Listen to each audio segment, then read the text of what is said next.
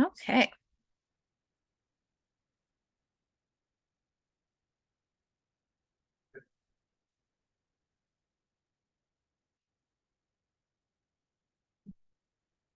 All right. Hopefully the internet will be nice to us today, but today we're going to be talking about some basic information as far as taxes. This is not going to be professional advice. This is just some general information that might be helpful to a lot of different people with a lot of different situations. Is the PowerPoint showing up okay for our Zoom folks? Yeah. All right, perfect. So getting started here. Again, this is not professional tax guidance. This is just some suggested advice to keep in mind as you're dealing with taxes or filing taxes when we come around into the spring next year. A little bit of an overview of what we'll talk about today. We'll cover what taxes are in the first place, some different kinds of taxes that you might pay, different types of tax forms or documents that you might be dealing with, some software that you can use for filing your taxes, kind of what tax returns are and how they work, and a little bit about the timeline when it comes to filing taxes. So, what are taxes? Taxes are essentially just money that we pay to both the federal and the state government in the United States. They're usually going to be a percentage out of your paycheck. So if you've got a job where you're getting like regular biweekly or monthly or whatever kind of frequency paychecks, it's not going to be usually a set amount like $20, $40 or something like that. It'll probably be a percentage of whatever that money looks like for your income. And what taxes do is they help pay for a lot of different things in our society. So things like Medicare or other healthcare programs, Social Security, SNAP benefits, as well as EBT for those food resources, as well as things like fire departments, emergency medical services, education, and also TRIO. So if you're here in TRIO, we are funded by the Department of Education, which pays through TRIO grants using tax money as well. So tax money goes to a lot of different places, a lot of important things. In Colorado, there are a couple different kinds of taxes that you will pay if you're an employee.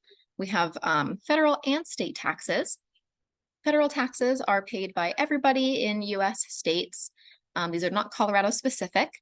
There is Social Security tax, which at the moment is 6.2%. There's also Medicare, which is about almost 2%, 1.45% of your income. So those combined together, we've got about like 7.65 or like 7.5-ish% of your money goes to federal taxes. State taxes are a little bit different in every single state. So in Colorado, we have, and it can vary a little bit, but about a 4.4% income tax, as well as a 0.9 or almost 1% family tax.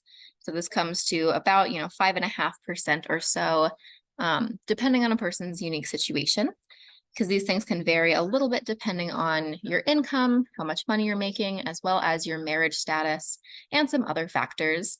But most people's tax situation will look kind of similar to this if you have just kind of, a typical job where you're an employee and not a contractor. When it comes to the tax forms that you might have when you're filing taxes, there are a bunch of different kinds of forms, but these are some of the most common. There's something called a W-2, which this is a form that will show how much money you made all year and how much tax you paid during that time. And this is something that your employer should give to you. So if you are working at, say, like a retail job, you're working at, maybe like Target or Kohl's or something like that, that would be a situation where you are a W-2 employee. And so in usually the beginning of the year, January, February, maybe March, your employer should give you that W-2 form that has all the information about the previous year. A W-4 is something that you fill out when you're hired at a job. Specifically a job that would pay you as an employee on a regular basis. This is going to be something that you basically tell your job or your employer how much tax to take out of your check. So If you are, starting out a job, you're probably going to have a bunch of paperwork to do.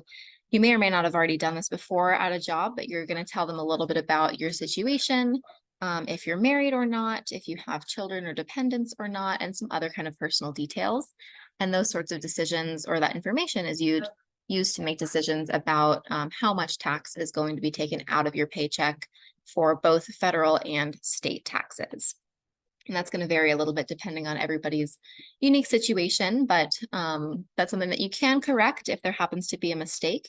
You can always reach out to your employer and be like, hey, I need to update my W-4 for next year. If you, let's say, get married, get divorced, have a kid, something like that, and your situation changes, then you can always update that tax information for the following tax period. There's also a couple other forms that you might deal with if you're self-employed or like an independent contractor. So this could apply if you're doing something like babysitting or dog walking, maybe tutoring or other kinds of maybe side gigs, things like DoorDash or Uber. A lot of these kinds of jobs will be considered self-employment. And so if you're in that kind of position, then you might have a Form 1099 or a W-9. And these work very similarly to those W-2 forms, except you're kind of your own boss in that situation. So you have to do a little bit more of the math side of things in that case and be keeping track of your income yourself so that you can handle your taxes in the springtime appropriately. There are a couple other forms that you might want to know about. There is something called a 1098-T if you paid tuition. This will apply to probably everybody who's a part of this presentation, because if you are enrolled at a college or a university, even if you're paying tuition through grants, scholarships, loans, federal aid, anything like that, you will have a 1098-T form. It just might say that you did not pay anything out of pocket.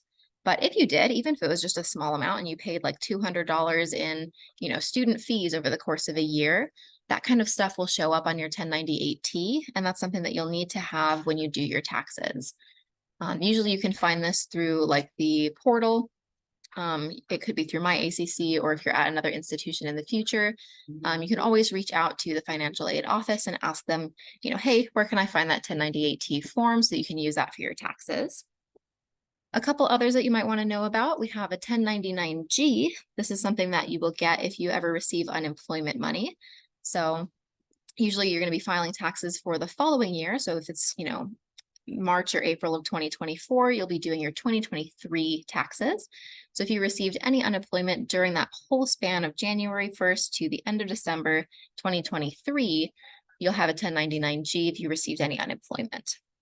And you'll get that from the state government, whether you're in Colorado or somewhere else. You can get that usually from the same portal where you deal with your other information, as far as your unemployment portal. There's also a 1098-E form. E as in elephant. We've got a lot of 1090 something forms, but this is going to be if you paid student loans. So if you are putting any money towards student loans, if you have them, then you'll have that 1098-E form that you can get from your loan provider.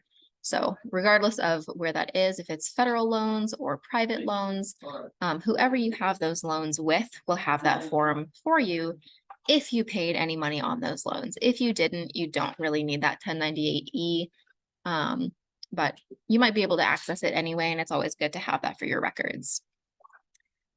If you are somebody who has retirement accounts or investments, or if you own property or anything like that, you also want to have any records for money that you put into or took out of those accounts, any big sales, any big purchases, especially real estate kinds of stuff, or if you bought a car. There are a lot of different kinds of situations where any kinds of big transactions that are happening, you might want to have those records for when you file your taxes, because it could be relevant for a couple different reasons.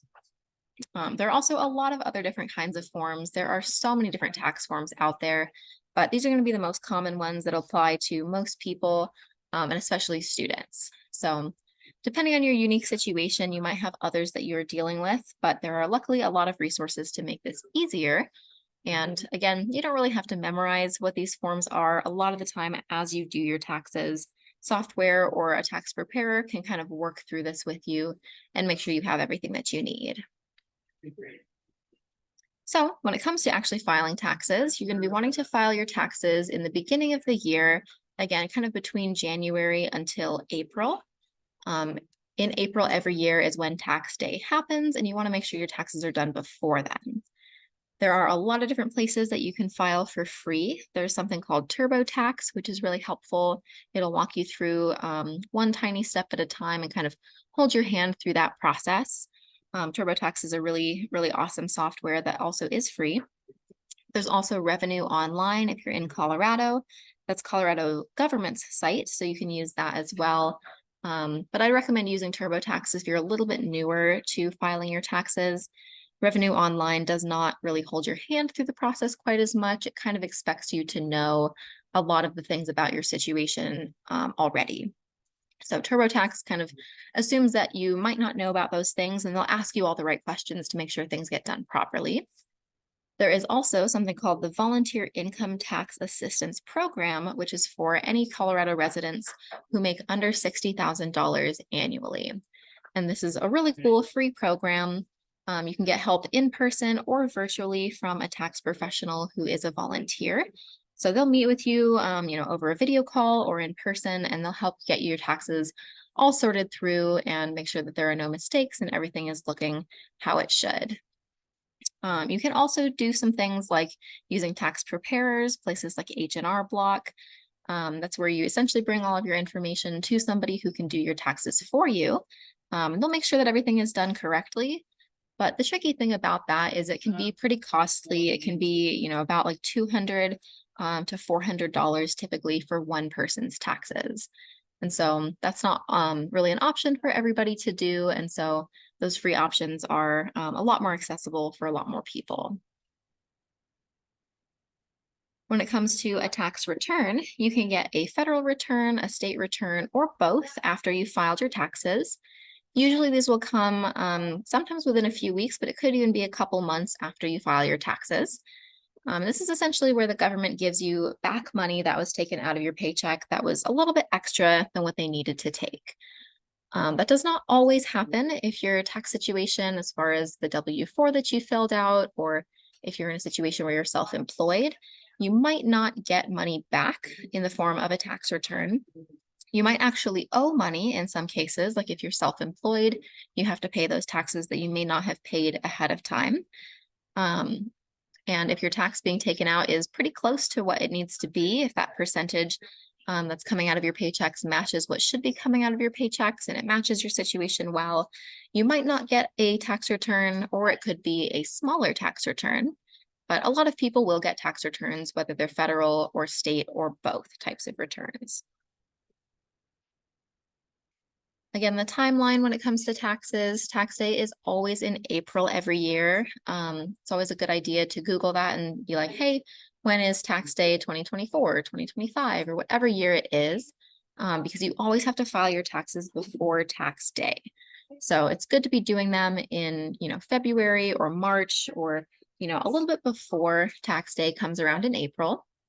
And then a couple things to think about. Taxes can take a while depending on your situation. So if you have multiple jobs, if you are self-employed versus employed with an employer, if you're married compared to single, if you have dependents, whatever your situation looks like, that can kind of affect how long it takes you to do your taxes. So it'll probably take between like 2 or up to 8 hours, maybe even a little bit longer if you're doing your taxes by yourself, if you're doing them through something like TurboTax. It could be a little faster if you're meeting with somebody. But it's going to take a little bit of time, right? You can break it up and you can do it in multiple different days, but it's a good idea to set aside that time so that you don't feel rushed and you're not coming up on that deadline of tax day and feeling like you have to stay up all night and scramble to get that done. You can start usually as early as January if you have all of your forms ready. But that is all I have for you all today. Are there any questions?